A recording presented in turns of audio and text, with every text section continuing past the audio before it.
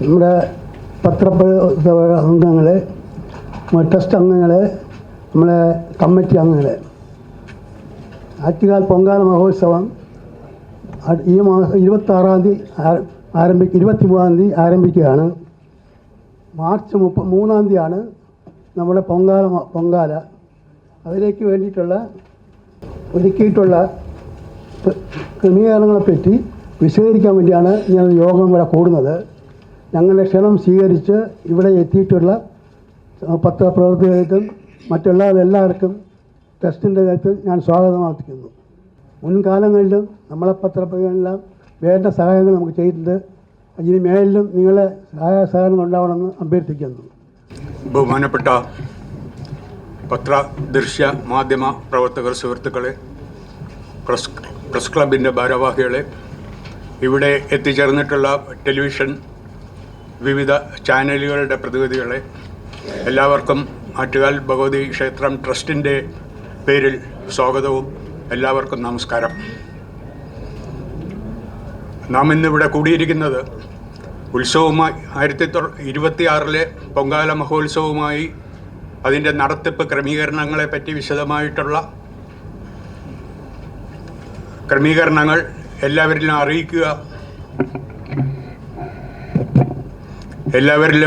അറിയിക്കുക എന്നുള്ള ഉദ്ദേശത്തോടു കൂടിയാണ് ഈ യോഗം തുടങ്ങിയത്. എല്ലാവർക്കും അറിയാം, ആറ്റുകാൽ അമ്മയുടെ പൊങ്കാല മഹോത്സവം ഈ മാസം 23-ാം തീയതി 5:30 വൈകുന്നേരം കാപ്പുകെട്ടി കുടിയിരുത്തി ചടങ്ങുകളോടുകൂടി ആരംഭിക്കുകയാണ്. അന്ന് തന്നെ ആറ്റുകാൽ ഭഗവതി ക്ഷേത്രം ട്രസ്റ്റ് അംബാ പുരസ്കാരം ഡോക്ടർ മോഹൻലാലിന് വിതരണം ചെയ്യാൻ തീരുമാനിച്ചിട്ടുണ്ട്. മാർച്ച് മാസം 3-ാം തീയതിയാണ് ലോകപ്രസിദ്ധമായ പൊങ്കാല മഹോത്സവം.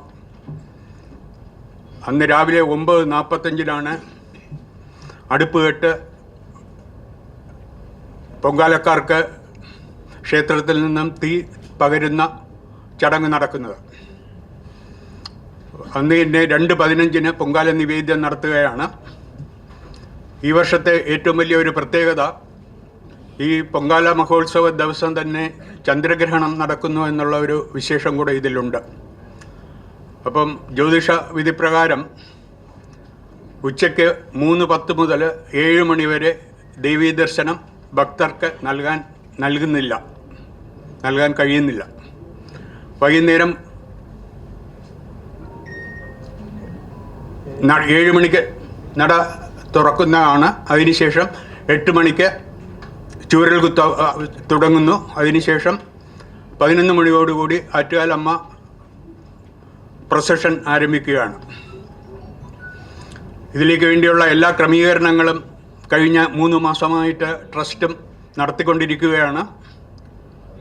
വിവിധ വകുപ്പുകളിലെ പ്രതിനിധികൾ ഒത്തുചേർത്തുകൊണ്ട് ബഹുമാനപ്പെട്ട തൊഴിൽ വിദ്യാഭ്യാസ വകുപ്പ് മന്ത്രി ശ്രീ ശിവൻകുട്ടി അവറുകൾ, ശ്രീ വാസവൻ അവറുകൾ, ബഹുമാനപ്പെട്ട mayor V Rajesh, deputy mayor, Thiruvananthapuram collector, Attukal Pongala മഹോത്സവത്തിൻ്റെ നോഡൽ ഓഫീസറായ അസിസ്റ്റന്റ് കളക്ടർ എന്നിവരെ എല്ലാം ഉൾപ്പെടുത്തിക്കൊണ്ട് വിശദമായിട്ടുള്ള അവലോകന യോഗം നടത്തുകയും വേണ്ട നിർദ്ദേശങ്ങൾ ബഹുമാനപ്പെട്ട മന്ത്രിയുടെ സ്ഥലത്തു നിന്നും നൽകുകയും ചെയ്തിട്ടുണ്ട്.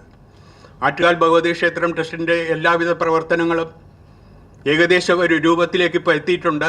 അതിൻ്റെ ആചാരങ്ങളെപ്പറ്റിയും ഏതൊക്കെ രീതിയിലാണ് പ്രവർത്തനങ്ങളെപ്പറ്റിയും എന്തൊക്കെ ഭക്തജനങ്ങളെ അറിയിക്കണമെന്നുള്ളതിനെ പറ്റിയും എൻ്റെ സുഹൃത്തുക്കളായ ഔദ്യോഗിക അംഗങ്ങൾ നിങ്ങളുടെ മുമ്പിൽ അവതരിപ്പിക്കുന്നതാണ്. അതിലേക്ക് വേണ്ടി ബഹുമാനപ്പെട്ട ജനറൽ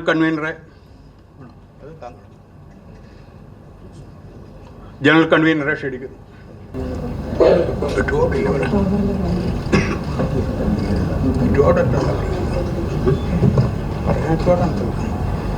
നമസ്കാരം. അറിയാമായിരിക്കും, ആറ്റുകാൽ ഭഗവതി ക്ഷേത്രം ട്രസ്റ്റ് ആണ് ക്ഷേത്രത്തിൻ്റെ ചുമതല. 83 അംഗങ്ങളുള്ള ഒരു വലിയ ട്രസ്റ്റാണ് നമ്മുടെ ട്രസ്റ്റ്. അതിൽ നിന്നും ഒരു ഭരണസമിതിയെ തിരഞ്ഞെടുക്കുന്നു, ചെയർമാനെ തിരഞ്ഞെടുക്കുന്നു, ഭരണസമിതിയിൽ നിന്നും ഭാരവാഹികൾ, പ്രസിഡന്റ്, സെക്രട്ടറി അങ്ങനെ തുടങ്ങിയ ഭാരവാഹികളുണ്ട്.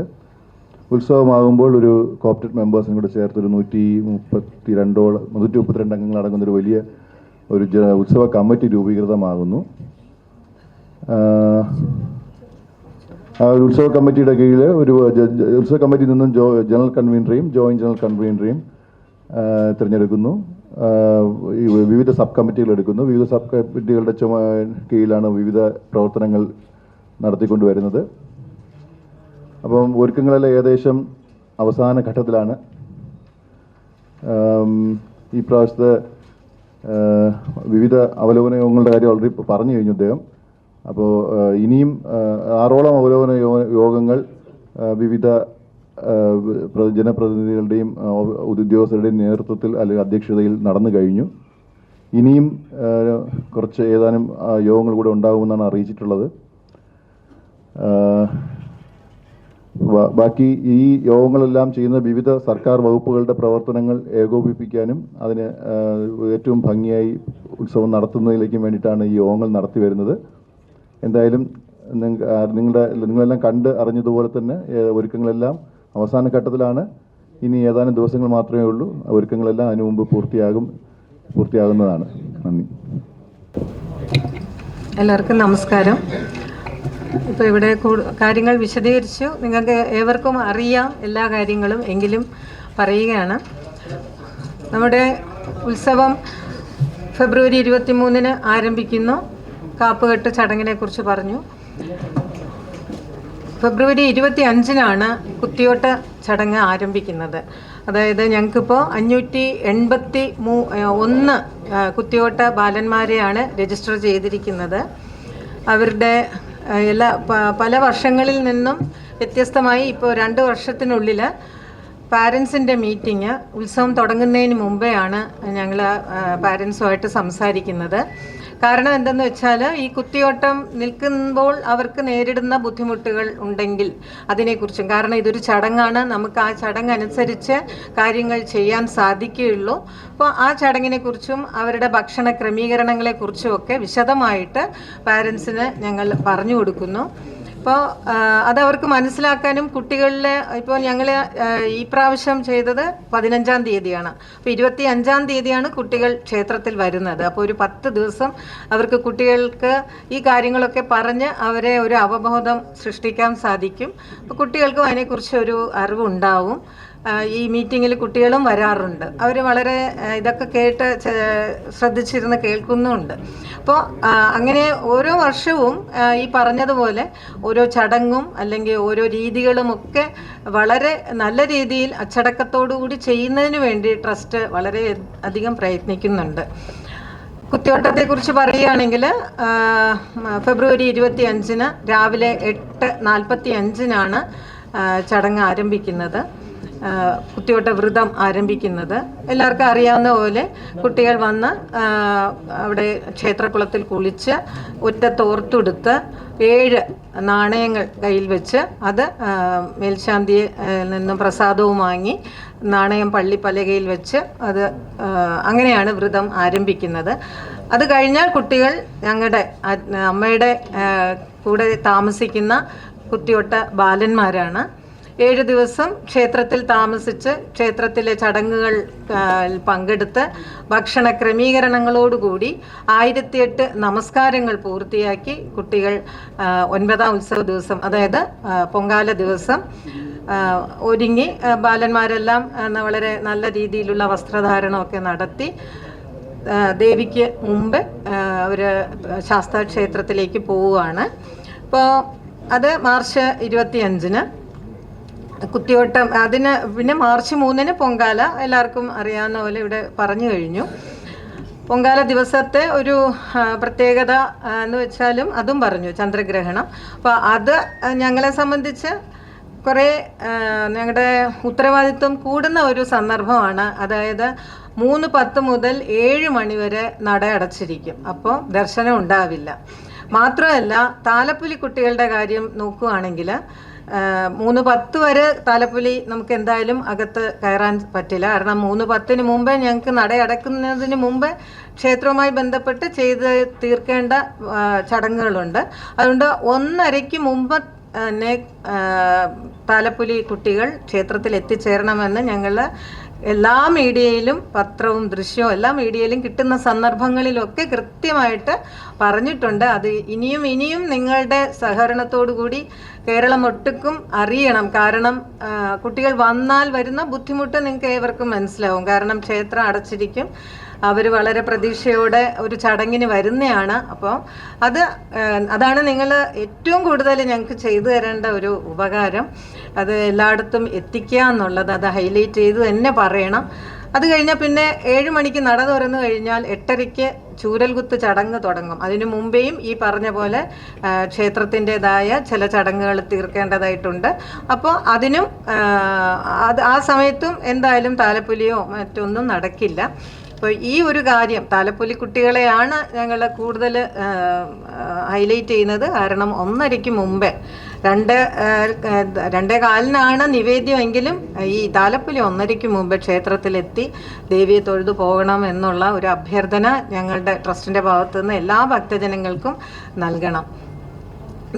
ഈ മാർച്ച് 3 പൊങ്കാല കഴിഞ്ഞാൽ, ശരിക്കും പറഞ്ഞാൽ ദൂരദേശത്ത് നിന്നും പൊങ്കാലയ്ക്ക് വരുന്നവർ പോയി കഴിഞ്ഞാൽ അത് അവരെ സംബന്ധിച്ച് ചടങ്ങുകളൊക്കെ കഴിഞ്ഞു. പക്ഷേ ഞങ്ങളെ സംബന്ധിച്ച് വീണ്ടും വളരെ അധികം ചടങ്ങുകൾ ഉണ്ട്. കുത്തിയോട്ട ചൂരൽകുത്ത് ചടങ്ങുണ്ട്. അത് ഈ 581 കുട്ടികളും പോയതിന് ശേഷം മാത്രമേ ദേവി എഴുന്നള്ളിയുള്ളൂ. ദേവി എഴുന്നള്ളി ശാസ്താവ് ക്ഷേത്രത്തിൽ, അതും ശാസ്താവ് ക്ഷേത്രത്തിൽ അവിടെ ആറാട്ട് കഴിഞ്ഞിട്ടേ ഞങ്ങളവിടെ എത്തുന്ന രീതിയിലാണ് സന്ദർഭം വരുന്നത്. അവിടെ എത്തി അത് മിക്കവാറും രാത്രി ദേവി എഴുന്നള്ളി കഴിഞ്ഞാൽ വെളുപ്പിനെ ആയിരിക്കും ഈ എല്ലാ വീടുകളിലെ തട്ടനിവേദ്യം ഒക്കെ കഴിഞ്ഞ് എത്തുമ്പോഴേക്കും രാവിലെ പുലർച്ചെ ആവും. അത് കഴിഞ്ഞ് അവിടെ ദേവി ഇറക്കി പൂജകൾ നടത്തിയതിന് ശേഷം വീണ്ടും തിരിച്ചു വരുന്നു. പിന്നെ ഇപ്പോഴത്തെ ഈ ആനയുമായി ബന്ധപ്പെട്ടുള്ള നിയമങ്ങൾ ഉള്ളതുകൊണ്ട് തിരിച്ച് എത്രയും പെട്ടെന്ന് ക്ഷേത്രത്തിൽ കയറുന്നതിന് വേണ്ടിയിട്ടുള്ള തയ്യാറെടുപ്പാണ് ഞങ്ങൾ ചെയ്തിട്ടുള്ളത്. അതിന് വേണ്ടിയിട്ട് അവിടുത്തെ ഈ ഏരിയയുമായി ബന്ധപ്പെട്ട റെസിഡൻസ് അസോസിയേഷനുകളുമായി ഞങ്ങൾ മീറ്റിങ്ങുകൾ നടത്തിയിട്ടുണ്ട്. പെട്ടെന്ന് തിരിച്ചു വരുന്നതിനും ഒക്കെ ആയിട്ട് അവരുടെ സഹകരണം വലിയ ഒരു കാര്യം തന്നെയാണ്. അപ്പോൾ ദേവി തിരിച്ച് 4-ാം തീയതി തിരിച്ചെത്തിക്കഴിഞ്ഞാൽ പിന്നെ ബാക്കി ദേവിയുടെ ചടങ്ങുകളൊക്കെ കഴിഞ്ഞ് പിന്നെ കുത്തിയോട്ട കുട്ടികളുടെ ചൂരൽ ഇളക്കുന്ന ചടങ്ങാണ്. അത് കഴിഞ്ഞ് കുട്ടികൾക്ക് ഭക്ഷണവും കൊടുത്ത് അവർ വീടുകളിലേക്ക് പോകുന്നു.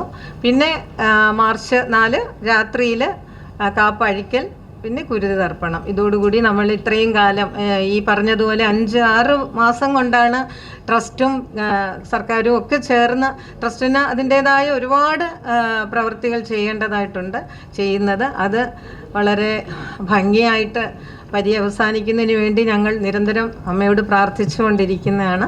നിങ്ങളുടെ ഏവരുടെയും സഹകരണം കൊണ്ട് ഈ ഞങ്ങൾ ആവശ്യപ്പെടുന്ന, ഞങ്ങൾ ആഗ്രഹിക്കുന്ന ഓരോ കാര്യങ്ങളും എല്ലാ ഭക്തജനങ്ങളിലും എത്തുന്നതിന് സഹകരിക്കണം. നിങ്ങളുടെ ഇത്രയും കാലം ഞങ്ങൾക്ക് ലഭിച്ചുകൊണ്ടിരിക്കുന്ന നിങ്ങളുടെ സഹകരണത്തിന് ഈ സന്ദർഭം പ്രത്യേകം നന്ദി പറയുന്നതിന് ഞാൻ വിനിയോഗിക്കുന്നു. ഇത്രയൊക്കെ തന്നെയാണ് പറയാൻ ഉദ്ദേശിക്കുന്നത്. ഇനിയും എൻ്റെ സഹപ്രവർത്തകരുണ്ട്, അവർ ബാക്കി കാര്യങ്ങൾ പറയും. ബഹുമാനപ്പെട്ട അധ്യക്ഷൻ, ക്ഷേത്രഭാരവാഹികളെ, ട്രസ്റ്റംഗങ്ങളെ, പത്രദൃശ്യ മാധ്യമ സുഹൃത്തുക്കളെ, എല്ലാവർക്കും എൻ്റെ നമസ്കാരം. ആറ്റുകാൽ ഭഗവതി ക്ഷേത്രത്തിലെ ഈ വർഷത്തെ പൊങ്കാല മഹോത്സവം 2026 ഫെബ്രുവരി മാസം 24 തിങ്കളാഴ്ച വൈകുന്നേരം 5:30 കാപ്പട്ടി കുടിയിരുത്തുന്നതോടെ ആരംഭിക്കുന്നതാണ്. അതേ ദിവസം രാത്രി 8 മണിക്ക് കലാപരിപാടികളുടെ ഉദ്ഘാടനം സുപ്രസിദ്ധ സിനിമാ ചലച്ചിത്ര താരം honorary lieutenant colonel doctor Mohanlal നിർവഹിക്കുന്നതാണ്. തദവസരത്തിൽ ആറ്റുകാൽ ഭഗവതി ക്ഷേത്രം ട്രസ്റ്റ് ഈ വർഷത്തെ അംബ പുരസ്കാരം 2023 ദാദാസാഹിബ് ഫാൽക്കെ അവാർഡ് ജേതാവും 2025 സെപ്റ്റംബർ 23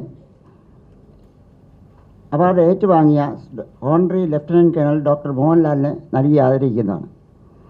വിവിധ മേഖലകളിൽ പ്രശസ്തമായ സേവനം നടത്തുന്ന ഒരാളിന് ആറ്റുകാൽ ഭഗവതി ക്ഷേത്രം ട്രസ്റ്റ് അതാത് വർഷം തീരുമാനിക്കുന്നതനുസരിച്ചാണ് പ്രസ്തുത പുരസ്കാരം നൽകുന്നത്. എല്ലാ വർഷത്തെയും പോലെ ഈ വർഷവും 3 സ്റ്റേജുകളിലായി അംബ, അമ്പയ്യ, അമ്പാലിക എന്നീ സ്റ്റേജുകളിൽ ക്ഷേത്രകലകൾ ഉൾപ്പെടെയുള്ള നല്ല കലാപരിപാടികൾ പൊങ്കാല മഹോത്സവ ദിവസങ്ങളിൽ നടത്തുന്നുണ്ട്.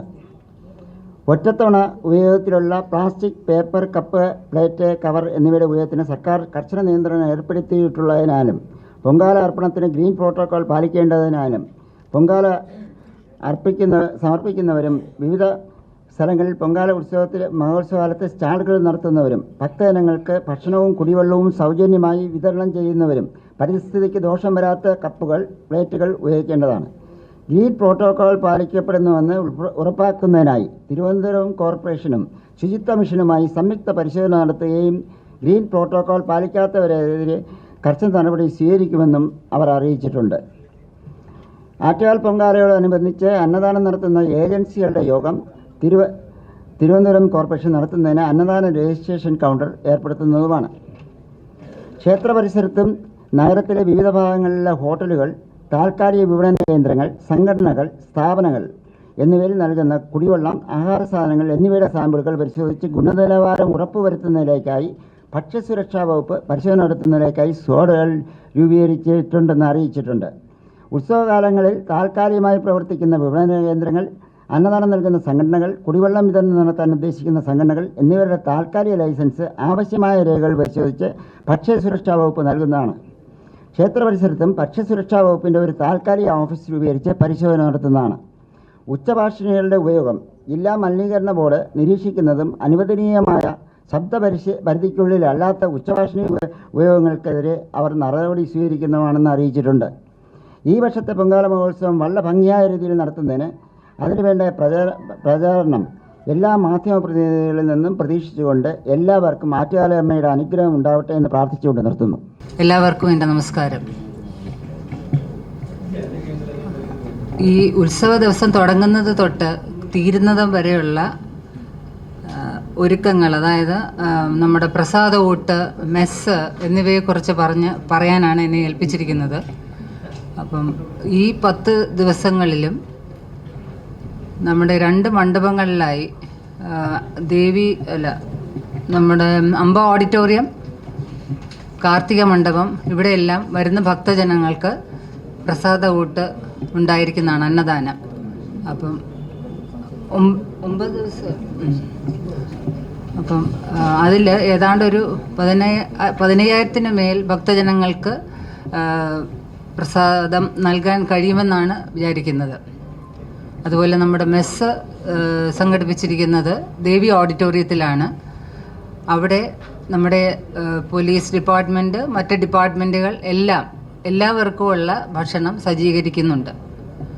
എല്ലാവർക്കും എല്ലാവിധ ഒരു പ്രശ്നങ്ങളും ഉണ്ടാവാതെ നല്ല ഭംഗിയായിട്ട് മുന്നോട്ട് കൊണ്ടുപോകാൻ തന്നെയുള്ള എല്ലാ തരത്തിലുള്ള ഒരുക്കങ്ങൾ നമ്മൾ ചെയ്തിട്ടുണ്ട്. പിന്നെ നമ്മുടെ ഈ വരുന്ന ഭക്തജനങ്ങൾ വരുന്ന വെഹിക്കിൾസ്, അത് നമുക്ക് അമ്പലത്തിൻ്റെ പരിസരത്ത് ഇടാൻ ബുദ്ധിമുട്ടുള്ളത് കാരണം ഐരാണിമുട്ടം ഹോസ്പിറ്റലിനോട് സമീപം അവിടെ ഒരു 3-4 സ്ഥലങ്ങളെല്ലാം കണ്ടുവച്ചിട്ടുണ്ട്. അവിടെ പാർക്ക് ചെയ്തിട്ട് നമ്മുടെ KSRTC ആയിട്ട് ഒന്ന് ലേസ് ഓൺ ചെയ്തിട്ട് ഒരു ചെയിൻ സർവീസ് പോലെ നടത്തുന്നുണ്ട്. അപ്പം എല്ലാം സഹകരിച്ച് നമുക്ക് മുന്നോട്ട് പോവാം. അപ്പോൾ ഈ കാര്യങ്ങളെല്ലാം, പിന്നെ ബാക്കി കാര്യങ്ങളെല്ലാം പറഞ്ഞു കഴിഞ്ഞു, നമ്മുടെ ചന്ദ്രഗ്രഹണവും മറ്റുമുള്ള കാര്യങ്ങൾ. അപ്പം ഇതിനെല്ലാം നമുക്ക് നമ്മുടെ പത്ര, ദൃശ്യ, മാധ്യമ പ്രവർത്തകരുടെ എല്ലാ സഹകരണവും ഉണ്ടാവണം. എല്ലാ കാര്യങ്ങളും ആറ്റുകാലമ്മയുടെ സഹായം, കൃപാകടാക്ഷം ഉണ്ടാകട്ടെ എന്ന് പ്രാർത്ഥിച്ചുകൊണ്ട് നിർത്തുന്നു. ബഹുമാനപ്പെട്ട ദൃശ്യമാധ്യമ പ്രവർത്തകരെ, ഈ ലോകത്ത് ഈ ദേവിയുടെ പ്രശസ്തിയും എല്ലാം ദൃശ്യമാധ്യമ പ്രവർത്തകരാണ് ഇത് പ്രചരിപ്പിച്ച് ഇത്രയും നമ്മുടെ ദേവിയെ പേരുള്ളതാക്കി മാറ്റിയത്. അതുകൊണ്ട് അവർക്ക് പ്രത്യേകം നന്ദി പറയുന്നു. പിന്നെ എൻ്റെ സഹപ്രവർത്തകർ, ഈ ട്രസ്റ്റ് അംഗങ്ങൾ, മറ്റ് ട്രസ്റ്റ് ജീവനക്കാർ, ഞാൻ പറയാൻ പോകുന്നത് പ്രധാനപ്പെട്ട കുറച്ച് ചടങ്ങുകൾ മാത്രമാണ് ഇവിടെ പറയാൻ പോകുന്നത്. പൊങ്കാലയായിട്ട് അനുബന്ധിച്ചുള്ള കുറച്ച് ചടങ്ങുകൾ മാത്രമാണ് ഇവിടെ പറയാൻ പോകുന്നത്. ലോകപ്രശസ്തമായ ആറ്റുകാൽ ക്ഷേത്രത്തിലെ 2026 പൊങ്കാല മഹോത്സവത്തിൻ്റെ തുടക്കം 1.5 മാസം മുമ്പ് നമ്മൾ ആരംഭിച്ചു. പന്തൽ കാൽനാട്ട് കർമ്മത്തോടെയാണ് ആരംഭിച്ചത്. ഉത്സവത്തിൻ്റെ മുന്നോടിയായി ക്ഷേത്രത്തിൽ ശുദ്ധികലശം നടക്കും. ഉത്സവത്തിന് 3 ദിവസം മുമ്പേ ശുദ്ധികലശം നടക്കും. നാലമ്പലത്തിനകത്തുള്ള 4 വാതിലുകളിൽ കമുക് തടി വെള്ള ചുവപ്പ് തുണി കൊണ്ട് തോരണം കെട്ടും.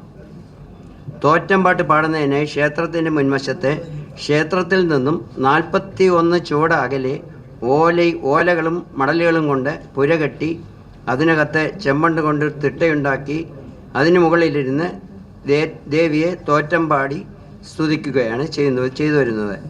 ഇതിനോടൊപ്പം ശ്രീകോവിലിലെ പ്രത്യേക മുഹൂർത്തത്തിൽ ദേവിയുടെ ഉടവാളിൽ മേൽശാന്തിയും മേൽശാന്തിയുടെ വലത് കൈയിൽ സഹമേൽശാന്തിയും കാപ്പ് കെട്ടും. അതോടുകൂടി ഉത്സവം ആരംഭിക്കുന്നു. കാപ്പ് എന്നാൽ പഞ്ചലോകത്തിൽ തീർത്ത 2 മോതിരങ്ങളാണ്. അത് കെട്ടുന്നതിന് പുറത്തി നാരിൽ മഞ്ഞൾ ചേർത്ത് പിരിച്ചാണ് ഉപയോഗിക്കുന്നത്. കുംഭമാസത്തിലെ തൃക്കാർത്തിക നാളിലാണ് പൊങ്കാല മഹോത്സവം ത്തിൻ്റെ ആരംഭം. തോറ്റമ്പാട്ടെന്നാൽ ചിലപ്പതികാരത്തിലെ കർണകിയുടെ കഥ അവതരിപ്പിച്ച് ഓരോ ദിവസത്തെയും ചടങ്ങുകളുമായി ബന്ധപ്പെടുത്തിയുള്ളതാകുന്നു. ഇതിൽ കണ്ണകിയും കോവലിനുമായിട്ടുള്ള വിവാഹ വർണ്ണനകളാണ് 3-ാം ദിവസം പാടുന്നത്. ഇതിനെ മാലപ്പുറം പാട്ട് എന്ന് പറയും. 6-ാം ദിവസം കോവലിനെ ചിലമ്പ് മോഷ്ടിച്ചു എന്ന കുറ്റം ചുമത്തി വധിക്കുന്നു. പിറ്റേ ദിവസം 7-ാം ഉത്സവത്തിൻ്റെ അന്ന് ദുഃഖസൂചകമായി 7 മണിക്ക് നട തുറക്കുകയുള്ളൂ. ഉത്സവം തുടങ്ങിക്കഴിഞ്ഞാൽ ദേവിയുടെ സഹോദരൻ എന്ന ഐതിഹ്യങ്ങളിൽ പറയുന്ന മണക്കാട് ശാസ്താവ് 5-ാം ഉത്സവ ദിവസം ദേവിയെ കാണാൻ വരികയും ക്ഷണം അറിയിച്ച് തിരിച്ചു പോവുകയും ചെയ്യുന്നു. ആദ്യം പ്രകാരം പൊങ്കാല ദിവസം രാത്രി ചൂരൽ കുത്തിയ ബാലന്മാരുടെ അകമ്പടിയോടുകൂടി ദേവി മണക്കാട് ശാസ്താംകോവിലിൽ പോവുകയും ഇറക്കി പൂജയ്ക്ക് ശേഷം തിരികെ വരികയും ചെയ്യും. 10-ാം ഉത്സവ ദിവസം ചൂരൽ ഇളക്കുകയും കാപ്പഴിച്ച് കുരുതി തർപ്പണത്തോടുകൂടി ഉത്സവം അവസാനിക്കും. ഉത്സവ ദിവസങ്ങളിൽ എല്ലാ ദിവസവും രാത്രി 12 മണിക്കുള്ള ദീപാരാധനയ്ക്ക് ശേഷം ശ്രീഭൂതബലി, ഭൂതങ്ങളെ തൃപ്തിപ്പെടുത്താൻ വേണ്ടിയിട്ട് ശ്രീഭൂതബലി നടക്കും. പിന്നെ ഇത്തവണത്തെ ആന ദേവിയുടെ തങ്കത്തിടമ്പേറുന്നത് പാറന്നൂർ നന്ദൻ എന്ന ആനയാണ്. ഇത്തവണത്തെ ഉത്സവം നല്ല രീതിയിൽ നടത്തുവാൻ ആറ്റുകാൽ ഭൗതികക്ഷേത്രം ട്രസ്റ്റിന് അനുഗ്രഹവും ശേഷിയും തന്ന് സഹായിക്കണമെന്ന് ആറ്റുകാൽ അമ്മയോട് പ്രാർത്ഥിച്ചുകൊണ്ട് നിർത്തുന്നു. ദേവി ശരണം. നന്ദി.